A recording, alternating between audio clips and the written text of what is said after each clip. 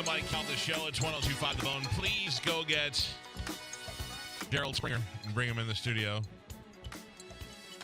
Jerry Springer is going to be out and about today. Well, you'll have an opportunity to meet him if you'd like.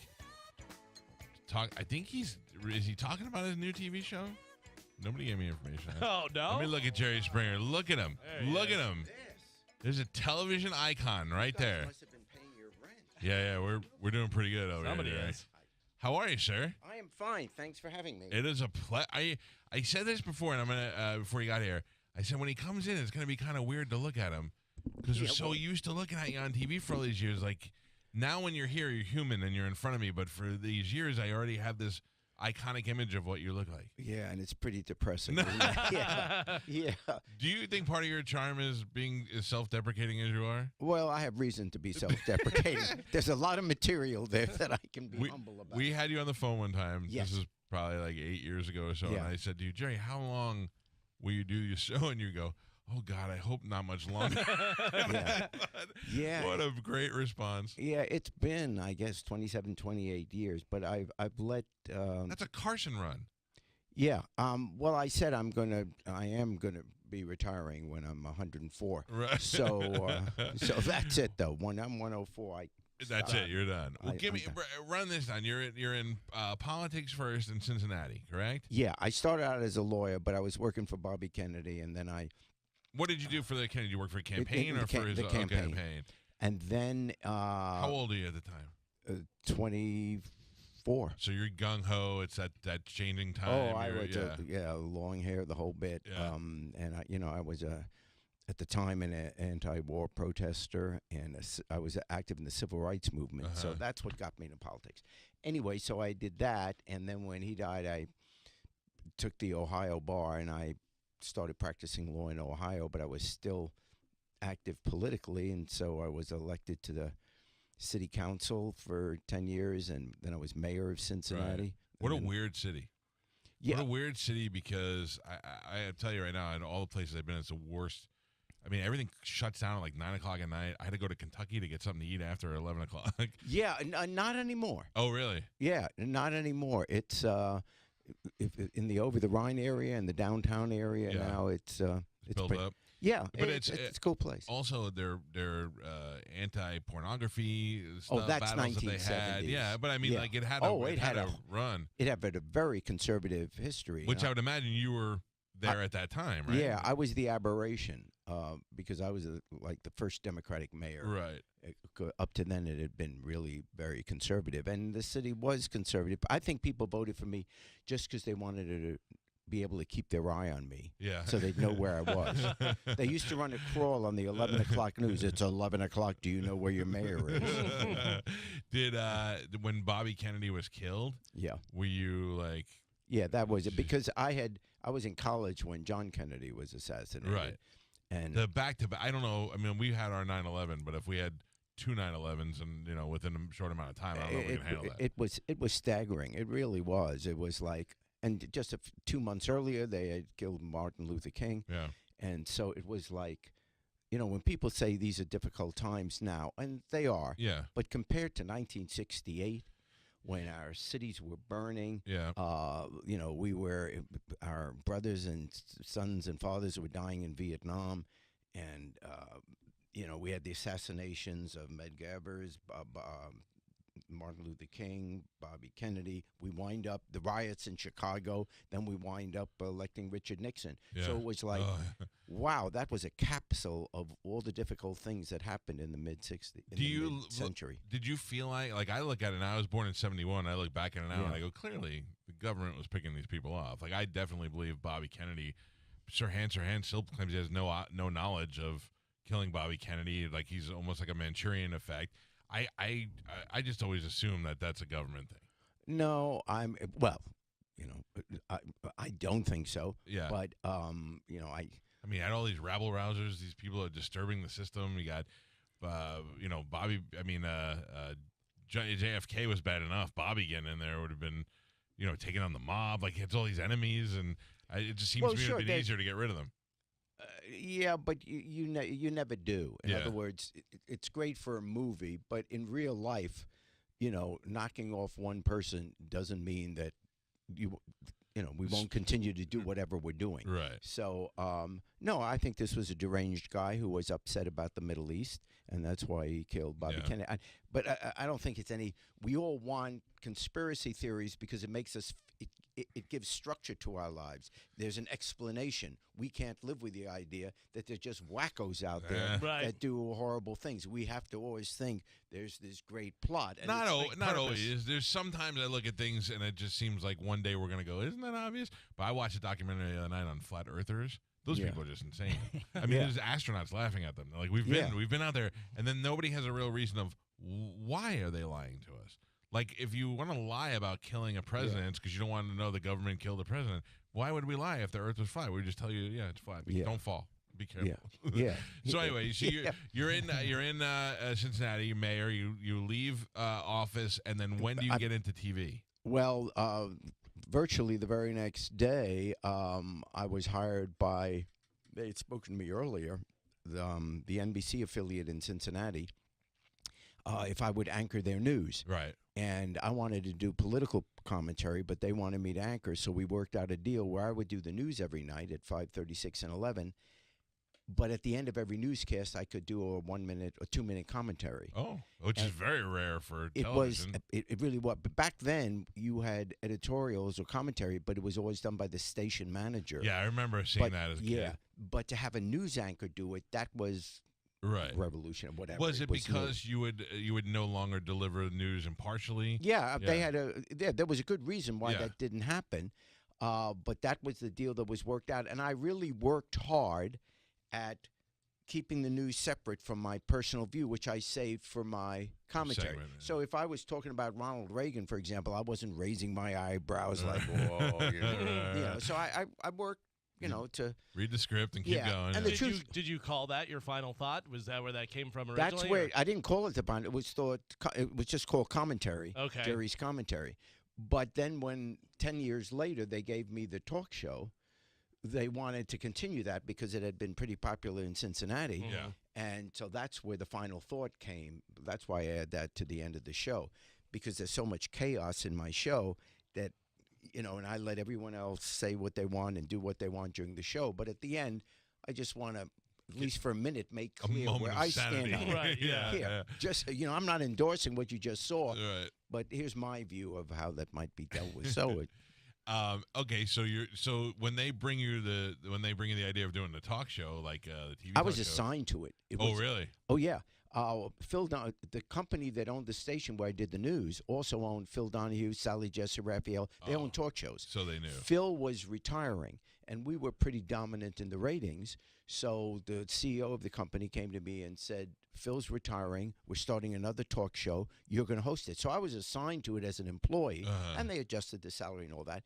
But so I started Did you like doing that better? No. Like the idea of it? No, I said I want to still do the news. They said, well, you can do both. Oh. So I would get up in the morning, fly to Chicago, do the talk show, and in the afternoon fly back to Cincinnati 5 days a week. How long did you do that? 2 years. And then I said, I can't do that anymore. And so I figured, well, I'd done the news for 10 years. Let's now concentrate on the talk show. Back and forth?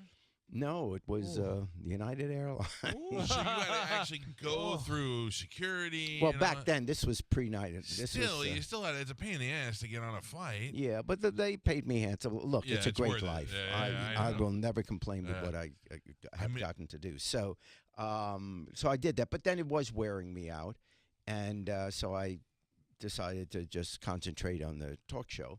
And then the show took off, and did the show start out like Donahue, a serious? Yes, it was serious. I remember having Oliver North on, Jesse Jackson, and there was a lot of political stuff. Right.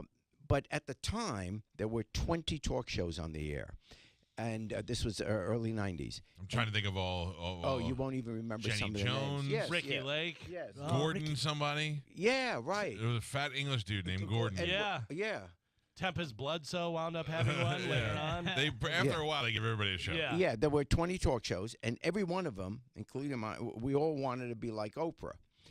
And then along came Ricky Lake, and hers was the first talk show to go after the kids. And when I say kids, I mean high school and college.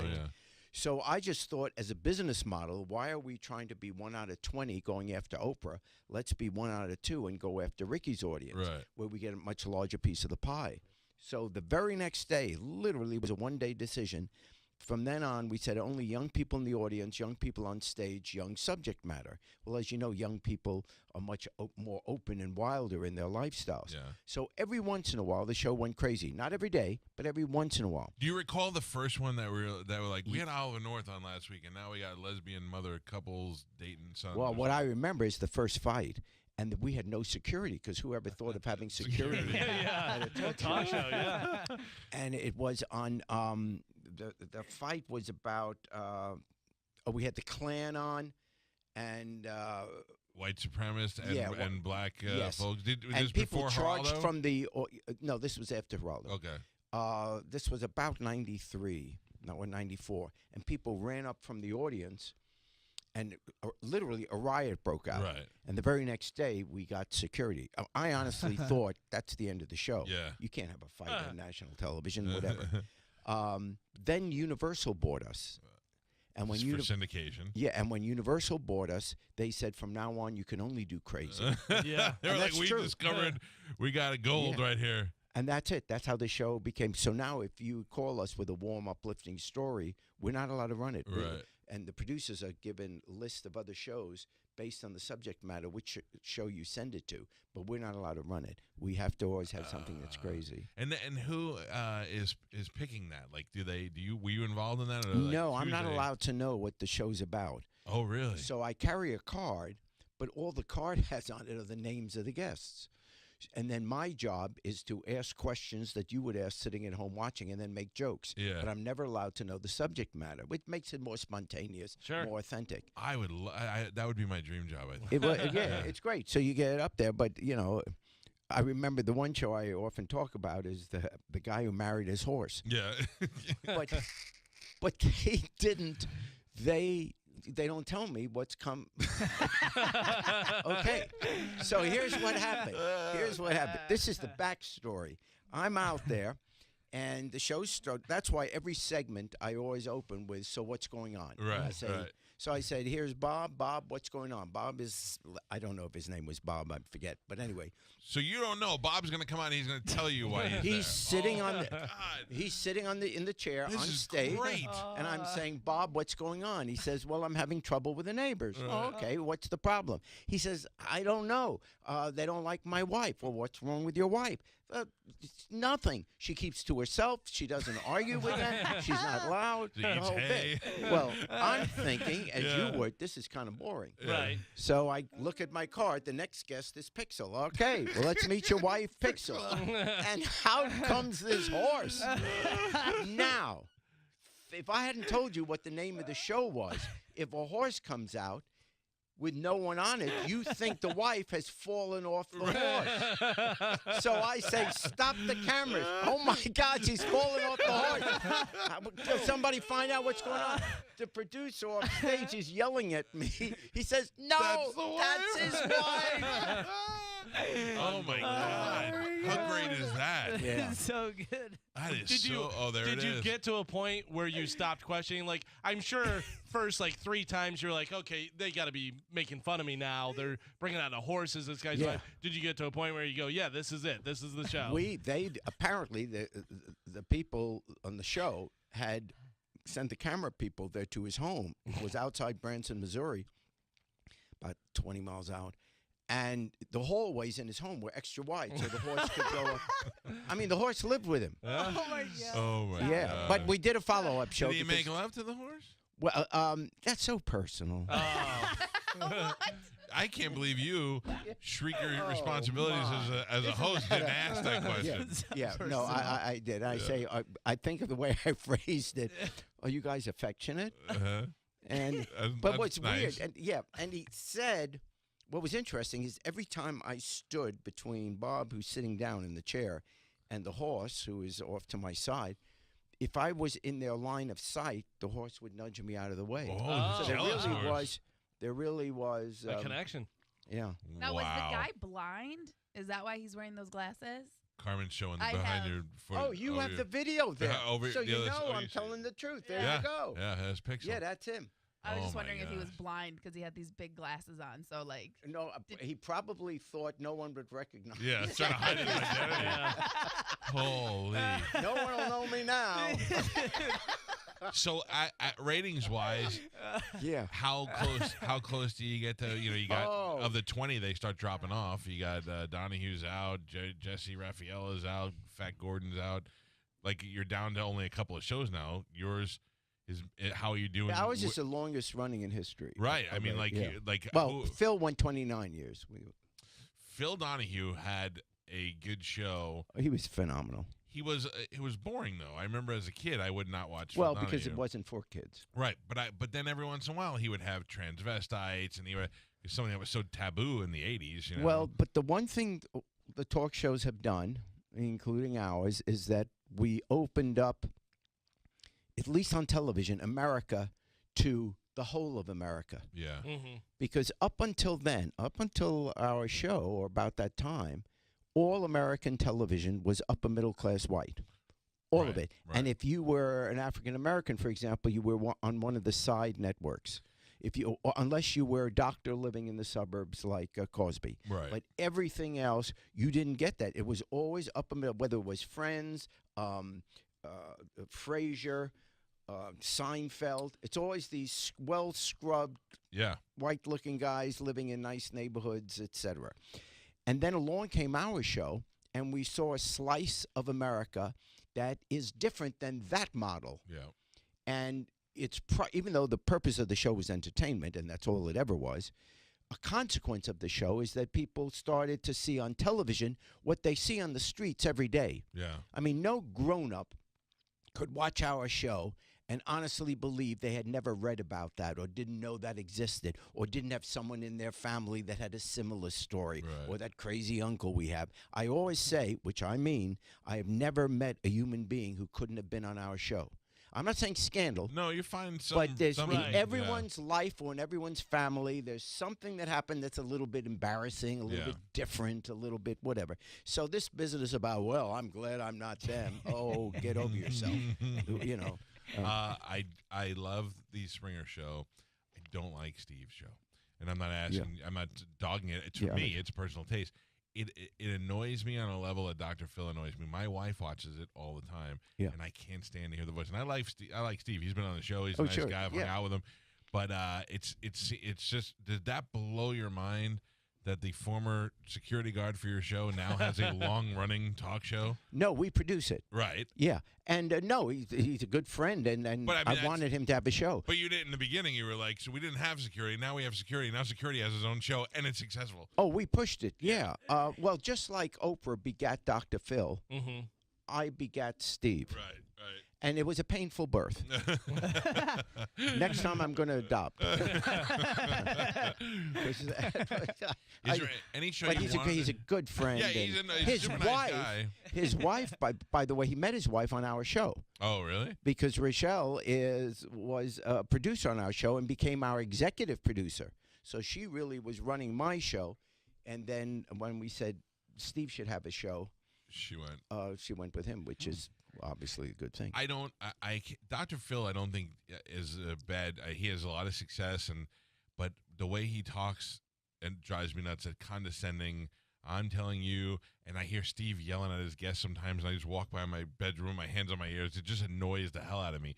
But people love that, and they love the fact that he's the tough guy in the room. They love that he's pointing and telling people what to do. And no one has ever said that I'm the tough guy in the room. No. I am the hero of wimps of America. Yeah. How about though? You find you're in a competition with 20 other hosts. You find your niche.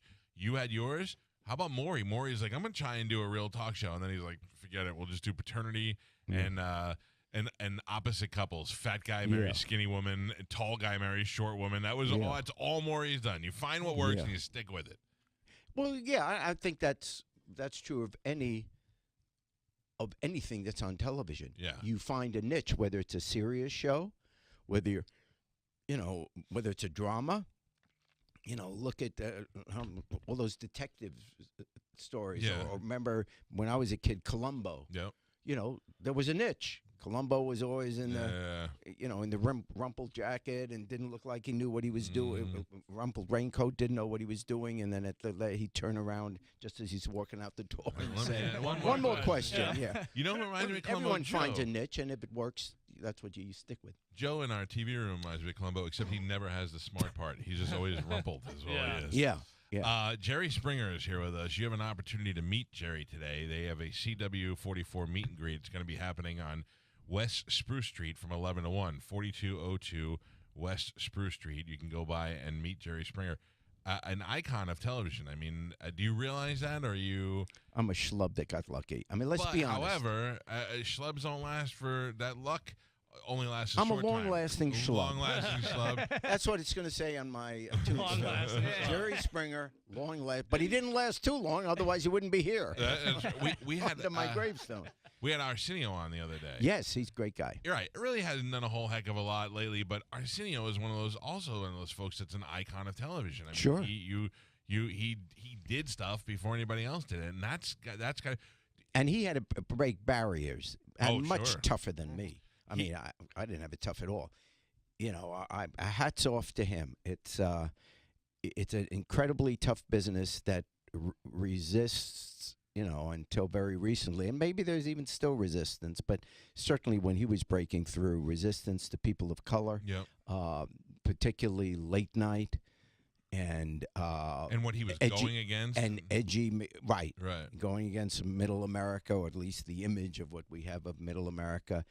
Hats off to those people that are pioneers. So I will always have great respect for him. You mentioned before about how television only showed white people and black people in certain lights. I always tell people now, the two things that make me realize and understand racism a little bit are Muhammad Ali's career. Muhammad Ali's life. Yeah. I believe Muhammad Ali's greatest contribution to society is teaching white people what racism really is. Yeah. The fact that he can represent us in the Olympics and then come back here and we wouldn't even let him go use the water fountain. Oh, yeah. And then the other thing is that I watched this viral video of Mr. Rogers talking to Congress, asking them for funding for PBS. Yeah. There is not a prominent black man anywhere to be found in that entire room. It is all old white dudes. Yeah. And I thought that was what it was like everywhere for black people. Yeah. And that's why you'll never understand it unless you were black. And so when you talk about Arsenio took it into took it light years forward. Well, we can go even till yesterday's headlines last night with the judge's decision on Manafort. Yeah. Without getting into the whole argument about what kind of guy he was and Trump and all that, the fact of the matter is the crime that he was found guilty, pled guilty to, the sentence that was suggested, that people with those crimes should get, the fact that he got only 4 years for basically stealing from the American people and what he did with Russia, whatever it was. And our prisons are filled with African Americans, for example, who are in for 5-6 years, let's say, on a drug-related crime. A minor drug-related having two joints. Yeah. And this guy who's done it over a 10-year period, at least, and was helping the Russians against Ukraine, and he gets 4 years. We really do have a separate system of justice for whites and African Americans. But also that's for rich is what that is. Oh, yeah, rich. I'm sorry. Yeah. Rich white people. The line yesterday by AOC, the new congresswoman from the Bronx, New York, when she says, she tweeted, "Justice isn't blind, it's bought." Wow. No matter That's who a you powerful line. But no matter who you believe in, that's always been obvious. You always know that. Like everybody's gives Trump a hard time because he had a deferment to go to Vietnam. All the rich kids got deferment to Vietnam. That was how it was. That's how it always is. I always say my Uncle Louis paid so my cousin Ciro didn't have to go. It's just, that's how it went. Jerry Springer is here. Final thought, Jerry. What do you hate more, when people give you final thoughts or when people just start chanting Jerry? That's got to drive you crazy now. Well, the Jerry thing is, the two things I'll say about Jerry. First, my wife now says they should start chanting your address so you know how to get home. How long have you been married? I'm 45 years. Oh, my. Yeah, she still likes you? Oh, she has no taste. Real quick to the Jerry chanting thing. No, she's. This shows you how popular and how big you are. So I saw Jerry Seinfeld popped up at Gotham or something, wasn't on the bill, showed up. The crowd started chanting, Jerry, Jerry. Yeah. I mean, Yeah. that comes straight from your show. I mean, that's got to make you feel like Jerry Seinfeld, very popular, but they're not saying Seinfeld. They're going boop, boop, boop, boop, boop. They're chanting Jerry. Yeah. It'd be hard to get the whole crowd. Yeah. 1, 2, 3. But one other Jerry story. The one place that I found it difficult is, I'm at a football game. I think it was in Cincinnati. And the big stadiums that when you go to the men's room, there's like 30 yards long, right. like a urinal, Trough, and there are 500 guys in there waiting to go. Yeah. So I get spotted. I go up to the urinal, and I got 500 guys behind me going, Jerry, Jerry. And at my age, I've got enough pressure. Quit chanting my name. I'll be right with you guys, all right? Oh, man, it's no fun going to the bathroom when you got people chanting Jerry, Jerry. Sure. One time I saw, what's his name? Norm from Cheers. George Wendt. George Wendt was Yeah. at a hockey game, and they were scooping around on this thing, and then they found him in the crowd, and they zoomed in, and the whole stadium, Norm. Oh, yeah. Everywhere you go, you got to deal with that. Yeah, but people are always nice. And, I mean, as controversial as the show has been, it's amazing in person. Everybody is nice. Yeah. I can't, if you tell me, has there ever been a moment when someone came up to you in person? It was rude. No. No, that's good. No. Yeah. No, obviously, if they don't like you, first of all, if they don't like you, they don't want you. Yeah. And so it's not that. It's not like being in politics. In politics, people let you know. Oh, sure. When you're in show business, there's no negative to it. People are only nice to you. And as long as you can recognize that you are not defined by your show. You're a human being. Am I a good husband? Am I a good father? Am I a good grandfather? That kind of thing. Not the Jerry. It's nice. It's nice, but I don't go to sleep and I think, boy, I must be wonderful. People changing my name, Do you? That's what I was going to ask you. Like, I always go to this. Remember MASH? Yeah. Klinger always wanted to go home. He dressed like a girl all the time, Yeah. and then he ends up staying because he meets a girl that he likes. Yeah. You all this time working in politics, then you get into news, then you get into this stupid show, and it becomes so super successful. Are you like, look what I've done, or you're like, I can't believe what I've done? Like at night, you have great success, but are you happy with it? Are you like, it didn't turn out how I wanted it to, but because I never quit politics. I spend an awful lot of time right every single week doing political stuff. like what? Like Raising money, giving speeches. people, I okay. travel the country. Yeah. I'm liberal, and so my politics goes that route. And I'm very, very active in the with the party and et cetera. So I do that, and then I do a weekly podcast. You just Google Jerry Springer podcast. I've done it for 4 years. it's a political podcast, or is it? It's a little of every.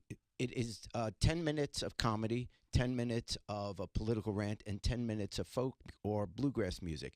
Because we do it at a coffee shop, a folk music coffee shop in Ludlow, Kentucky. Oh wow! We right outside of Cincinnati, across the river there, and it's a live audience. And I do it with my best friend for 45 years. Our wives are best friends. Our kids grew up together, and he and I sit there and joke, just like we're Just joking BS, around yeah, here. yeah. So we BS for 10 minutes. Then I do my political rant, and then we get folk groups from around the country that come to Ludlow to be on the podcast, and they do 10 minutes of live music. And I've done it now for 4 years every week. Oh, so that's great. So that where do you gives me a live? political. Sarasota is home, You right do down the live, road. Right? Oh, so yeah. what do you travel to Kentucky every week? Yeah. And then I Jesus. travel to Connecticut to do the show. And then we have a place in Chicago because that's where our daughter and grandson. How many shows do you do? Like, do you do them every one a day, or you do bang them out a bunch? We bang them out a bunch. Yeah. Now I'm starting a new show. Right. I didn't know if we could talk about that or not. No, you It's can't. America. Yeah. Well, originally they asked me not to mention it until a certain time, so I didn't want to blow the cover. Yeah. Yeah, in the fall I'll be doing a show, Okay. and it's called Judge Jerry. Now, will this I'm be good. like the other Judge shows, or a little bit more Jerry? Well, it'll be my personality, so I'm sure there'll be quips during the Right. show. But all these judge shows, which I'm learning now, have legal validity. Yeah. So therefore, I mean, I'm a lawyer, and I had to go over my books again. But the decision that I make It's final. Is final. Yeah. They can't go to a court of common pleas and appeal it. Right. So people are coming with their real lawsuits, and I have to be serious about that. So my decisions will hopefully be just and fair. But it's impossible for me not to make a quip here and there just because that's what I'm comfortable doing. I wanted to ask you that, not to put you on the spot, but with the quips, what can you remember one of your favorites from Jerry Springer? Because I love that whenever this is happening, all this chaos, it dies down, and then you give him a shot, and the crowd just goes nuts. Is there one that you think of that you're like, yeah, that was pretty good? Well, I'm spouting off all the time. Oh, I know one. We had this young woman. I think she was a stripper. And, on our stage, on the corner there, we have a pole. Pole, yeah. So I said, "Would you dance on the pole?" And she said, "I'd rather not." I said, "Well, will you dance on a Czechoslovakian?"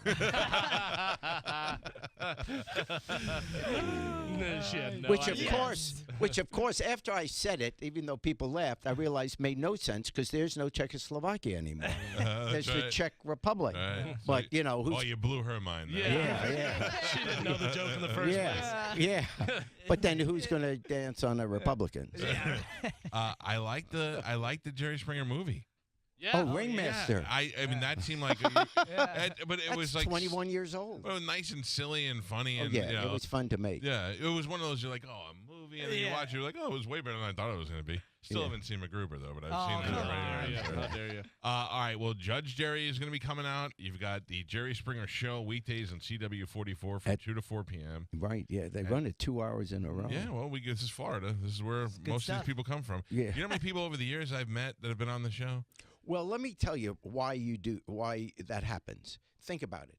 We've done this show for 27 years, figure 200 shows a year. That's over 5,000 shows. Jeez. Each show you watch has at least 10 people on it, right? 2 or 3 stories, 4 or 5 people. I mean, at least 10 people on the shows. So you do 5,000 times 10 people, that's 50,000 people have been on the show. So when you walk down any street in America, the odds are that you're going to bump into someone who at least in their family was on the show. Yeah. Now bring that to Florida. No, you don't have to bring them. They live here. Yeah, it's quite. I mean, we really breed them here. It's very I love special. your Yankee shirt. Oh yeah, you're a Yankee fan? I grew up in New York. I love it. Where? Queens, second floor. Okay, I grew up in Staten Island, but I got to tell you, I think I'm at the point this year where I officially quit baseball. And once Derek Jeter left, it kind of all went downhill for me. Yeah. Well, I'm a diehard Yankee fan. Yeah, Aaron Judge, and he's the same quality. Right. Of, he's the last hope to keep me glued in. Okay, I'll talk to him. Yeah. We got to keep him. We got to keep him. Have you ever, be honest, have you ever listened to the station? Like, we never know who listens with you being in Sarasota, but Stephen King wrote about us in a book, mentioned the station by name, and where the character was listening to the station, and we're like, holy cow. Well, I will. That's a no. It's a big fat no. It's a big fat no. I wouldn't. No, but there's nothing else I listen to. In other words, I never heard your podcast, so I'm not mad at you. No. But I'm saying, I'm trying to think, what age did I stop listening to radio? Then with my daughter, then you wind up listening to whatever right. Trust me, I know that. The radio. Yeah. Mm-hmm. And now she's an adult. That's true, because what I listen to, I'm very political, so I listen to political radio, MSNBC, stuff like that, CNN. Yeah, that's what I do. I'm constantly watching the news and sports. And I don't even care about sports anymore. I'm just constantly watching the news. I feel like I'm going to miss something. You got to know everything. Oh, it's unbelievable. We have a band, and our band is playing in Sarasota next Friday. I don't know where you hang out when you're there. But we were playing at a old school. Which one? This is a place you probably wouldn't be caught dead in. We've never even played there before. It's called the 5 O'Clock Club. But evidently, it's a legendary place for live music. Oh, yeah. So we're playing out there next Friday, but we played the Gator I get Club nervous when you say I won't be caught dead there. I'm 75. You might actually be dead there. I could be caught dead any place. Listen, nothing would make us feel better than if you died at one of our gigs. No, we bought a plot. Oh, you're ready to go. Yeah. No, seriously, my wife and I, we bought a plot, and it's in the Chicago area, near where our daughter lives, because, in the end, the people that are going to visit are going to be your own kids and grandkids, so we're close to them. Well, literally last weekend, we're driving to the shopping mall with my grandson in the back. He's 10 years old. And he says, "Hey, Opa, there's your new home." Oh, my God. Man. He knows he's getting some of that money. Oh, He knows it's coming. I'll tell you a money story. He's 10 years old and he's 5'2". He's very tall and very athletic. Right. So I told him when he hit 5 feet tall, I was going to give him $100, which I did. So I now said, when you're 6 feet tall, I'll give you $500. And all of a sudden, he almost tears up. He says, "You're not going to be around then." So we've worked out a deal. I promised him that when they lay me out in my suit, I'm going to take 5 crisp $100 bills and put it in my front right pocket. So now he's thinking, he says, "You know how they lay you out and everybody comes and, they come up to the coffin and they kind of touch you and they, weep a little bit and then they move on." He says, "Here's how I'm going to do it, Opa. I'm going to come up to you and kind of put my arms around you, and everyone will think I'm crying." And then he's feeling around my front pocket for the $500. Wow. I said, "How do you spell Opa?" He says, "ATM." No, he knows. great kid. Does Yeah, he he's a know that comedy. you're cool and he's got a cool grandfather? Well, because cool is another word, but he knows of my television stuff because the kids in the school, when he was in Sure. 2nd grade, for example, all have older siblings. So, and then when we walk down the street, it's Jerry, Jerry. He's just the greatest kid in the world. I mean, he's just wonderful. Yeah. We love each other. Yeah. That's good. Good. I have to tell you, it's been a pleasure to have you in here. Thank you. Go meet Jerry Springer You're really, today. yeah, you're fun. Thank you. I'm going to turn the radio on. Oh, stop it. I want to hear your show. Yeah. I used to have this idea for a TV show. It's too late now because he's kind of Regis used to call his show, and we had mutual friends. Yeah. And I had met him a couple of times, and when he'd come to town, he used to call his show. And when he retired, we were the only interview he did. He called us the next day, and he's like, "Cowhead," or they used to call me Cowhead. He goes, "Cowhead, 60 Minutes is calling me, and you're the only one I'm calling." And I thought, you should move down here and we should do a show together where now we just hang out. The show's called Me and Regis, and we just take you to do things. Like, you just live my life now. Yeah. Oh, that'd be a good idea for me and you, Jerry, when you retire. It's me and Jerry. And I'm going to take you through the second part of your life. If this Judge show doesn't work, I'm going to need another job. Yeah. Come to me. I'm full of No, ideas. I'll show you where they're going to bury me. I'd love to see it. Oh, here's what I want to do. Do you have one more minute? Yeah. Okay. So here's what my thought is. I'll have the gravestone, and then in front of the gravestone there is a rectangle where they put where you go in. Where you go in. Around 3 sides of that rectangle, facing the headstone, I want to have 4 rows of bleachers. And on top of the gravestone, I want a big TV screen, a big screen where 24/7 they're looping the show of 5,000 shows. Oh, man. When I was a kid or younger, a teenager, on Friday nights you would go to the local cemetery and kind of hang out there. It's nice and dark and everything. That was your and this parking would lot, this would be entertainment. Sure. So people would come to the cemetery. They'd sit on the bleachers, and they'd watch my show. And my headstone would simply say, "I won't be right back." That's brilliant. That's brilliant. I want to do it. You will live I on know. forever. Yeah. This is my eternal flame. Yes, Yes. that's exactly John what it is. Kennedy You're- has you're- the eternal Yes. flame. I'm going to have the eternal show. Yes. Why That not? is brilliant. That is Oh. brilliant. Put that in some sort of will. Make sure. Tell the kid. I want I'll it. make it $5,000 if he Yeah, gets the and I'll bleachers let going. him do the opening act. Yeah. Richard, that's a great idea. Yeah. Richard will go there and go, "Hello there, everybody. Welcome to our show. We're going to have Opa coming up in just a minute. But first, a funny thing happened to me on the way to the cemetery." Headstone, TV, bleachers, and then a stack You can of balls picture it. like this. Just Yes. security With guy. Steve. Yes. That'd be wonderful. Oh, It man. would be the most visited grave site since Elvis. That's the way to go. We got to do it.